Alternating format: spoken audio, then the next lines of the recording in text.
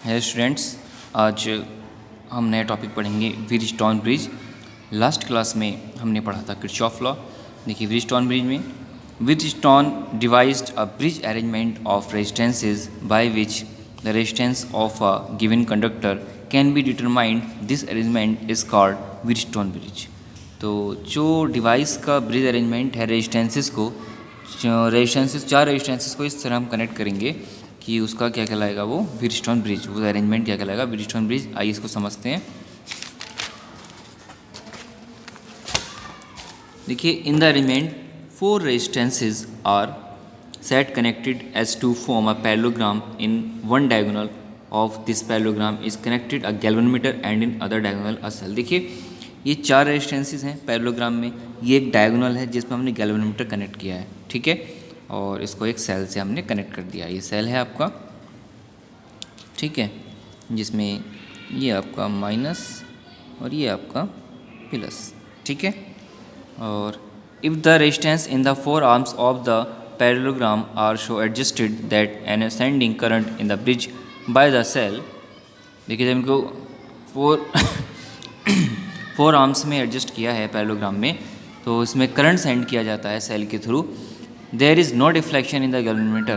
Galvanometer में कोई deflection नहीं होता है। Then the bridge is said to be balance. अगर गैल्वेनोमीटर में कोई भी डिफ्लेक्शन नहीं है तो आपका ब्रिज किस में है बेटा, बैलेंस में है।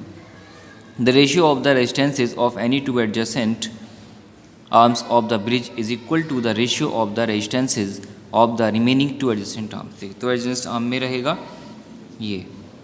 इन द फिगर 4 रेजिस्टेंसेज हैं आपके P, Q, R and S are connected in the form of 4 arms of a parallelogram ABCD।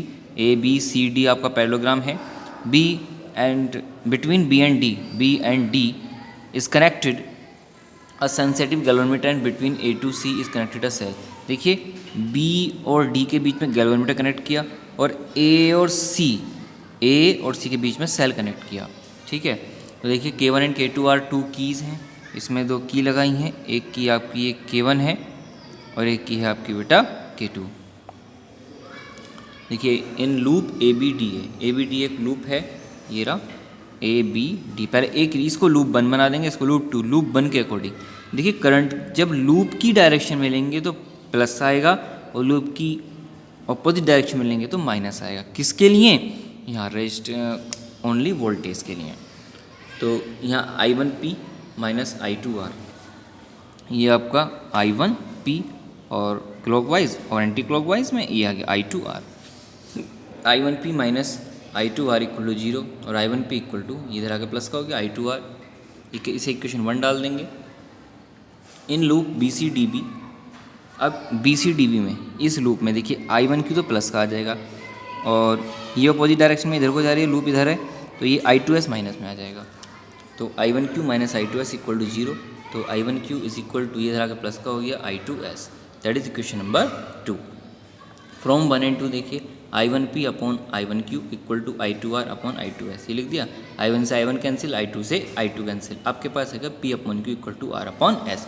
ये आपका बैलेंस्ड है, ठीक है। अब देखिए, the sensitivity of the bridge depends upon the value of the resistance. इसकी जो सेंसिटिविटी होगी वो डिपेंड करेगी रेजिस्टेंसेस की वैल्यू की, क्योंकि जो बैलेंस है रेजिस्टेंसेस से है। The bridge is maximum sensitive when all the 4 resistances are of the same order. अगर ये सेम ऑर्डर में है तब तो बैलेंस रहेगा ही रहेगा, ठीक है। ये तो था आपका व्हीटस्टोन ब्रिज। अब हाथी के हाथ इसमें पढ़ देंगे मीटर ब्रिज, हम नेक्स्ट क्लास में पढ़ेंगे, ठीक है स्टूडेंट्स। तो अच्छे से अपनी स्टडी करें। मीटर ब्रिज का टॉपिक समझ लें, ये है आपका जिसकी हम स्टडी करेंगे, या मीटर ब्रिज को हम कल स्टडी करेंगे। और यहाँ पर इसका डायग्राम है, ये इसको पढ़ेंगे यहाँ पे, ठीक है। बहुत ही इंपॉर्टेंट है ये 3। इसके बाद पोटेंशियोमीटर आएगा बेटा, ठीक है। तो ध्यान से स्टडी करें। ये आपका वर्क है जो पोटेंशियोमीटर पढ़ेंगे। फिर उसके बाद हम इसमें इलेक्ट्रिकल एनर्जी की स्टडी करेंगे, ठीक है। फिर ये फॉर्मूले से इंपॉर्टेंट इलेक्ट्रिक पावर आ जाएगा। फिर उसके बाद ये है किलोवाट आवर एंड आपकी यहाँ पर ये यूनिट फिनिश हो जाएगी। फिर मैं आपकी यूनिट 3 स्टार्ट करूँगा, ठीक है, ओके।